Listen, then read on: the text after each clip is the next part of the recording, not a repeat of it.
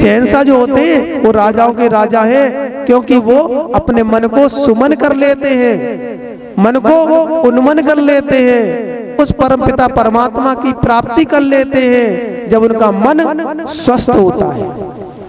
तो प्यारे भक्तों, इस सत्संग में आपने तन को स्वस्थ करने का उपाय देखा, मन को स्वस्थ करने का उपाय देखा, और जब मन स्वस्थ होगा तो फिर तो धन भी आएगा अपने आप, धन भी आपके पास पैदावारी करने के लिए आपको बहुत कुछ प्राप्त करा देगा।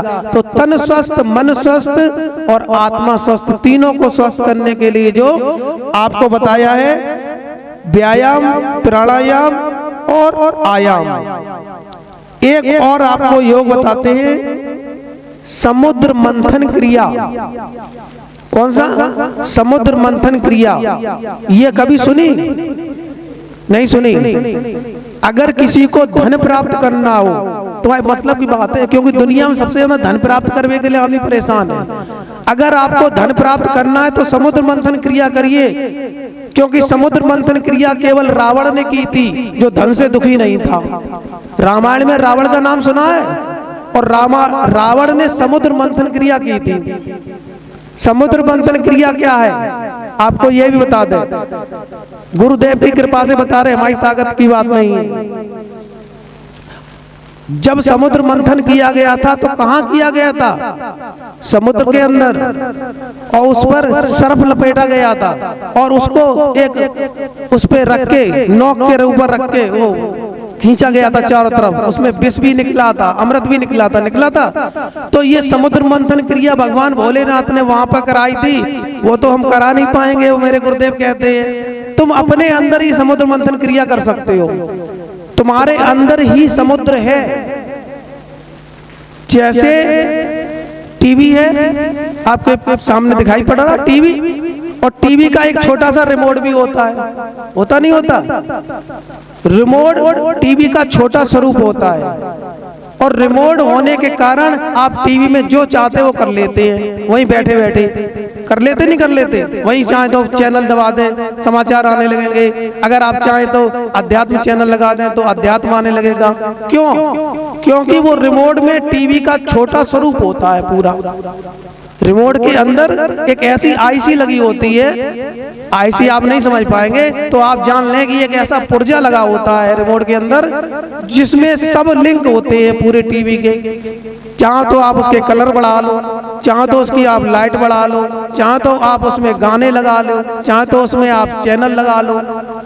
ये सब एक छोटी सी आईसी के अंदर कन्वर्ट होता है। तो जैसे रिमोट और टीवी का संबंध होता है, आकार में छोटा बड़ा होता है, ठीक इसी प्रकार से तुम्हारा और परमात्मा का संबंध होता है। तुम परमात्मा के रिमोट की तरह हो, देखने में छोटे से लगते हो, 7 फुट का मनुष्य केवल देखने में, और ये काम बहुत बड़ा करता है, पूरे ब्रह्मांड को घुमा के रख देगा। एक क्षण में आप चाहो तो सृष्टि भी रच सकते हो, जितनी बड़ी ये दुनिया दिख रही है, आपके एक संकल्प से नई दुनिया बन सकती है। भगवान श्री कृष्ण ने ये योग करके दिखाया था। जिस समय देखा था वो भगवान कृष्ण की गैया चुरा ली थी ब्रह्मा जी ने, उन्होंने एक संकल्प से सारी गैया बना दी। वो कौन सा योग था? वो इसी तीसरा नेत्र का उन्होंने योग किया, इसलिए उनको आकर्षण शक्ति प्राप्त हुई, और आकर्षण शक्ति प्राप्त करने वाला अपने संकल्प से नई दुनिया रच सकता है। इतनी बड़ी तुम चीज हो, लेकिन क्या अज्ञानता के कारण कभी सुना तो है नहीं, कभी किया है नहीं। लेकिन सदगुरु महाराज की कृपा से आपको ये जानकारी मिलेगी कि आप क्या क्या कर सकते हैं, आप क्या चीज हैं। आपने कभी अपने आप को तो जानने की कोशिश नहीं की, दुनिया को तो जानते रहे कि हम क्या है, लेकिन अपने को कभी नहीं जाना कि आप क्या है। तो प्यारे भक्तों, जिस समय आप समुद्र मंथन क्रिया सदगुरु महाराज से लेंगे तो आपके अंदर से गाय निकलेगी। गाय का मतलब समझ रहे हैं? गाय का मतलब एक स्वभाव से है। कहते हैं इनका तो स्वभाव गौ जैसा है, कहते हैं ना इनका स्वभाव गौ जैसा है। गौ माने जिसको क्रोध ना आए, जिनका स्वभाव, इनको सपने में भी क्रोध नहीं मालूम पड़ रहा है, तो स्वभाव का नाम गाय है। आपके अंदर से एक ऐसा स्वभाव प्रकट होगा कि आपके अंदर क्रोध खत्म हो जाएगा, और जो भी कहेगा अरे भाई आप तो बिल्कुल गऊ हो, कहते ना आप तो बिल्कुल गऊ हो, तो ये स्वभाव कब प्रकट होगा? जब आप समुद्र मंथन करेंगे। समुद्र मंथन का दूसरा जो फल है, आपको धन की प्राप्ति होगी, लक्ष्मी की प्राप्ति होगी। लेकिन प्यारे भक्तों ध्यान रखना, लक्ष्मी दो पे सवार होके आती है। किस पे? एक लक्ष्मी की सवारी क्या है? उल्लू, तो वो उल्लू बना देती है। और दूसरी लक्ष्मी की सवारी क्या है? गरुड़। गरुड़ कहते हैं ज्ञान को। जब ज्ञान आता है तो आपको परमात्मा के पास पहुंचाता है, और लक्ष्मी आपके पास अपने आप स्वतः चल के आ जाती है। तो ये गरुड़ जो होता है लक्ष्मी का दूसरा वाहन है। इसलिए आप अगर उन लक्ष्मी की आराधना करेंगे तो वो रात में भी जगाएगी। उल्लू की स्थिति क्या होती है? उल्लू रात में जगता है। जाना लक्ष्मी आ गई तो चिंता हो जाएगी, फिर ये कहाँ रखे और कहाँ रखे, इसका क्या करें, होगी नहीं होगी। तो रात में भी जगाएगी लक्ष्मी और दिन में भी जगाएगी। तो उल्लू से फिर कम नहीं बनोगे। और अगर उल्लू से ऊपर बनना चाहते हो, गरुड़ बनना चाहते हो, उस आकाश में जाना चाहते हो, उस परमात्मा के पास जाना चाहते हो, तो गरुड़ कहते हैं ज्ञान को। ज्ञान से लक्ष्मी आती है। जैसे अभी आप लोग सत्संग ज्ञान का सुन रहे हैं, हम किसी से पैसा मांगते हैं? अपने आप आता है। क्यों आता है? कि आप लोग जब ज्ञान से प्रभावित होते हैं तो खुशी में गुरु जी को आज इतना तो समर्पण कर ही दें। तो ये ज्ञान से लक्ष्मी आ रही है, और जो ज्ञान से लक्ष्मी आती है वो आपको ज्ञानी बनाएगी। आपका वो लक्ष्मी रिएक्शन नहीं करेगी, आपको उल्लू नहीं बनाएगी। तो प्यारे ये दूसरा जो हमने बताया है कि लक्ष्मी का जो आपको प्राप्ति करनी है समुद्र मंथन से मिलती है, क्योंकि समुद्र मंथन में लक्ष्मी का भी जन्म हुआ है, वहीं से तो लक्ष्मी का जन्म हुआ। इसी प्रकार से जो जितने रत्न निकले समुद्र से, वो सारे रत्न तुम्हारे शरीर से निकल देंगे, निकलेंगे अगर आप समुद्र मंथन करेंगे तो। क्योंकि जहां नाभि होती है वहां पर कुंडली शक्ति स्थापित होती है, 3.5 लपेटे मारे हुए बैठी होती है। उस कुंडली शक्ति में इतनी ताकत होती है कि आप चाहो तो ब्रह्मांडों में एक क्षण के अंदर जा सकते हो। हवाई जहाज ले जाएगा, बहुत टिकट लेगा, बहुत पैसे लेगा। हेलीकॉप्टर ले जाएगा, बहुत खर्चा करेगा, और आप 1 सेकंड में ब्रह्मांडों में घूमना शुरू कर दोगे अगर आपने कुंडली शक्ति को जागृत कर लिया। और कुंडली शक्ति समुद्र मंथन से जागृत होती है। वो समुद्र मंथन आपको दीक्षा के माध्यम से बताया जाता है कि समुद्र का मंथन हम अपने शरीर के अंदर कैसे करें, हमारे अंदर इतनी क्रियाएं कैसे प्रकट हो। तो ध्यान से एक एक बात आपने जो शायद ही कहीं लिखी देखी होगी, वो आपको वो इस परमात्मा चैनल के माध्यम से आपको मिल रही है।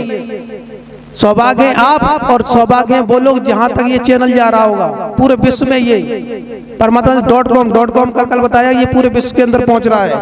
तो आपको कुंडली शक्ति जब जागृत होती है तो क्या मिलता है? दिव्य लोक, लोकांतरों के दर्शन। दिव्य लोक कौन से होते हैं? हमने कभी, कोई लोग जाते हैं वृंदावन, जाते हैं कृष्ण के लोक में, हैं? जाते नहीं जाते? एक तो वृंदावन यहाँ से है उत्तर प्रदेश में, और एक वृंदावन और है, वो कभी किसी ने देखा? वो वृंदावन तुम्हारे अंदर है। उस वृंदावन में जब जाओगे,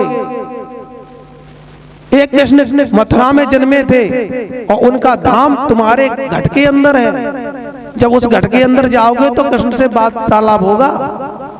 और जो लोग योग करते हैं वो कहते हैं हमसे कि आज तो कन्हैया ने बड़ो माखन खवाओ हमें। आपको ऐसे हम इस चैनल में दिखाएंगे लोग जो आज दिव्य लोकों, लोकांतरों का दर्शन कर रहे हैं, उनके भ्रमण करके उनकी खुशियां पा रहे हैं। ये कह रहे गुरुदेव अब इससे ज्यादा खुशी क्या, जिसके लिए कन्हैया के लिए कहां कहां नहीं भटके, आज कन्हैया हमारे पास स्वयं चल के आ रहा है। क्योंकि तुमने अपनी उस कुंडली शक्ति को जागृत करके कन्हैया के लोक में जाना आना शुरू कर दिया है, उस भगवान राम के लोक में जाना आना शुरू कर दिया है। अयोध्या राम की जन्मभूमि है, पर अगर राम की वास्तव में राम का धाम पाना है तो वो तुम्हारे घट के अंदर मिलेगा। घट में जब योग करोगे तो तुम्हें राम का धाम भी प्राप्त होगा और राम से वार्तालाप भी होगा। भगवान भोलेनाथ से बातें होंगी, जैसे हमारी आपसे बातें हो रही ना, ऐसे भोलेनाथ से बातें होंगी। लेकिन आप जब अपना योग करोगे तो, दुनिया के चक्कर पड़ते रहोगे तो नहीं हो पाएगा। स्वयं के कहते ना अपने ही मरे स्वर्ग, लोग कहते ना अपने ही मरे स्वर्ग मिलते हैं। तो दिव्य लोग कौन से होते हैं? हमने कभी, कोई लोग जाते हैं वृंदावन जाते हैं कृष्ण के लोक में, हैं जाते नहीं जाते? एक तो वृंदावन यहाँ से है उत्तर प्रदेश में, और एक वृंदावन और है, वो कभी किसी ने देखा? वो वृंदावन तुम्हारे अंदर है। उस वृंदावन में जब जाओगे, एक कृष्ण मथुरा में जन्मे थे और उनका धाम तुम्हारे घट के अंदर है। जब उस घट के अंदर जाओगे तो कृष्ण से वार्तालाप होगा। और जो लोग योग करते हैं वो कहते हैं हमसे कि आज तो कन्हैया ने बड़ो माखन खवाओ हमें। आपको ऐसे हम इस चैनल में दिखाएंगे लोग जो आज दिव्य लोकों लोकांतरों का दर्शन कर रहे हैं, उनके भ्रमण करके उनकी खुशियां पा रहे हैं। ये कह रहे गुरुदेव अब इससे ज्यादा खुशी क्या, जिसके लिए कन्हैया के लिए कहां कहां नहीं भटके, आज कन्हैया हमारे पास स्वयं चल के आ रहा है। क्योंकि तुमने अपनी उस कुंडली शक्ति को जागृत करके कन्हैया के लोक में जाना आना शुरू कर दिया है, उस भगवान राम के लोक में जाना आना शुरू कर दिया है। अयोध्या राम की जन्मभूमि है, पर अगर राम की वास्तव में राम का धाम पाना है तो वो तुम्हारे घट के अंदर मिलेगा। घट में जब योग करोगे तो तुम्हें राम का धाम भी प्राप्त होगा और राम से वार्तालाप भी होगा।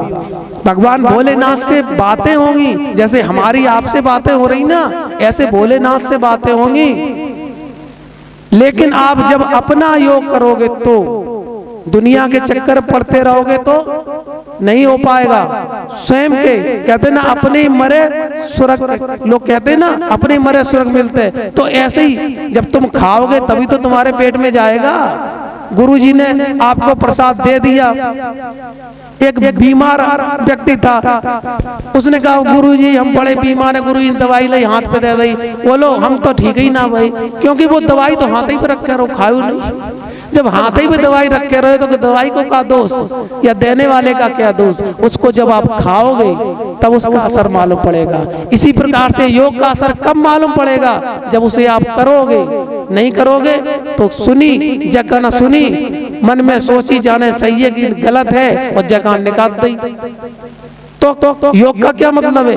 योग को जब धारण करोगे, हैं रसगुल्ला खाओगे तभी तो पता लगेगा कि वो क्या कर रहा है पेट में जाके, तभी स्वाद मालूम पड़ेगा। तो प्यारे भक्तों, कुंडली शक्ति से जब हम देव देवता देवांतर लोगों की भ्रमण यात्रा करते हैं, ब्रह्मांडों की भ्रमण यात्रा करते हैं। जैसे एक पृथ्वी लोक एक ब्रह्मांड है, पृथ्वी लोक एक ब्रह्मांड है, ऐसे अनेक ब्रह्मांड हैं। गुरुदेव कहते हैं ऐसे अनेक ब्रह्मांड है। आप सूर्य जानते? सूर्य कितने लोग सूर्य जानते? हाथ उठाइए। सूर्य कितने हैं? सूर्य कितने हैं प्रश्न है मेरा। सूर्य कितने हैं? एक ही है, लेकिन सूर्य अनेक हैं। सूर्य अनेक हैं। मेरे गुरुदेव कहते हैं ये तो पृथ्वी लोक ब्रह्मांड का सूर्य है। हर ब्रह्मांड का एक अलग सूर्य होता है। कोटिन सूरज चांद निहारे, कोटिन माने करोड़ों सूर्य हैं और करोड़ों चंद्रमा हैं, और निहारे माने देखे। कोटिन सूरज चांद निहारे, परम प्रकाश अपार, शब्द को कैसो लागो तार। आप उस जगह पहुंच जाएंगे जहां पर आपको करोड़ों सूर्य देखने को मिलेंगे, लेकिन केवल क्रिया सिर्फ एक होगी, योग। अनेक ब्रह्मांडों में घूमने का सुख मिलेगा। पृथ्वी लोक ब्रह्मांड है। कौन नहीं चाहता कि हम चांद की यात्रा करें? बताओ, हाथ उठाओ जो नहीं चाहता कि हम चांद पे जाएं। चांद दिखता है, रात में चमकता है। इच्छा तो सबकी होती होगी एक बार चांद की भी सैर करे आए, होती नहीं होती, लेकिन जाओगे किससे? रॉकेट से, और रॉकेट का किराया बहुत है, हवाई जहाज का किराया बहुत है, जो आपको चांद तक पहुंचाएगा।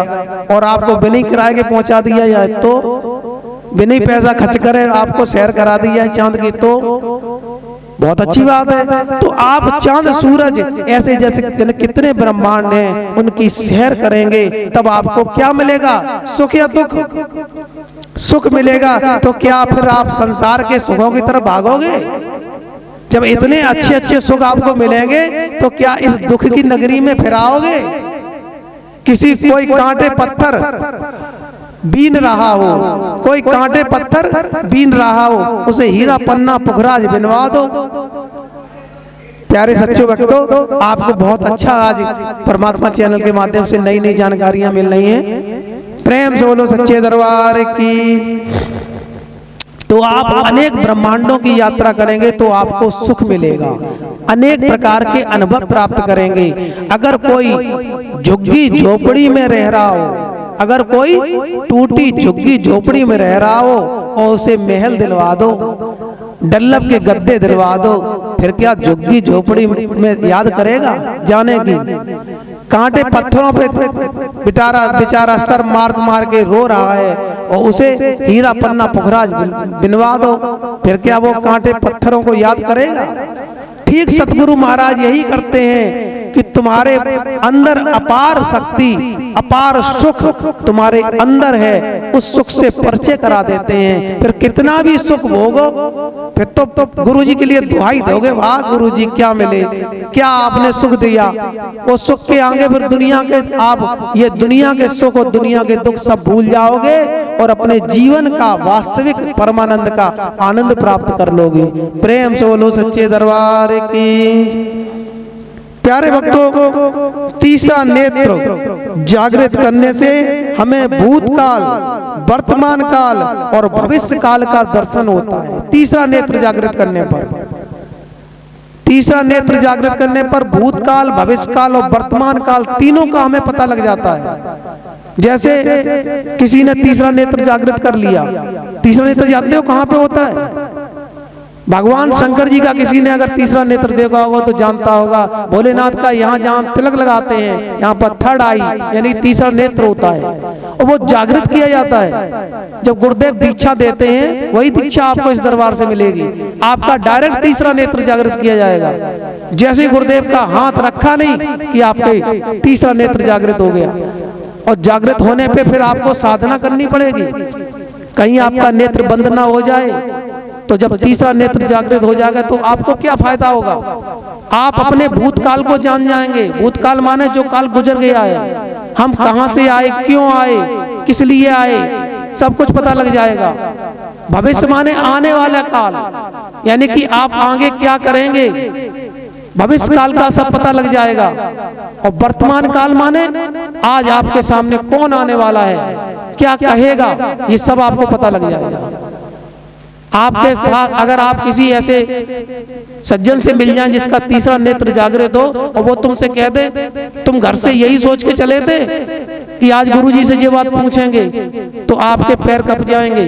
क्यों? आप जो सोचेंगे जी गुरुजी बड़े अंतर्यामी, इनने सब जान ली, हम जय तो बात पूछन आए थे, इनने हमसे पूछन से पहले ही बताया था। उनका तीसरा नेत्र जागृत होता, ध्यान रखना, जिसका तीसरा नेत्र जागृत होगा, जैसे एक्सरा के अंदर आपके शरीर की हड्डियां चमक जाती हैं कि कौन सी हड्डी टूटी है, दर्द कर रही है, डॉक्टर साहब उसी हड्डी का प्लास्टर करके सही कर देते हैं। ठीक तीसरा नेत्र जागृत करने पर आप आंखें बंद करेंगे या आंखें खोले भी रहेंगे, आप सामने वाले का भूतकाल, भविष्यकाल और वर्तमान काल सब कुछ बता सकते हैं तीसरा नेत्र जागृत करने पर। तीनों के आपके अंदर दर्शन मिलेंगे। और बताओ जब ऐसी शक्ति मिलेगी तो आपको दुख होगा क्या, सुख? यहाँ पर आपको सुख देने के लिए आए, हम किसी को दुख देने के लिए नहीं आए। आपको ऐसी ऐसी रास्ता बता रहे जिससे आपको सुख मिलेगा। तो जब हम इतना गुरु जी की कृपा से इतना खजाना लेके आए हैं पर आपकी झोली छोटी पड़ जाए तो हम क्या करें?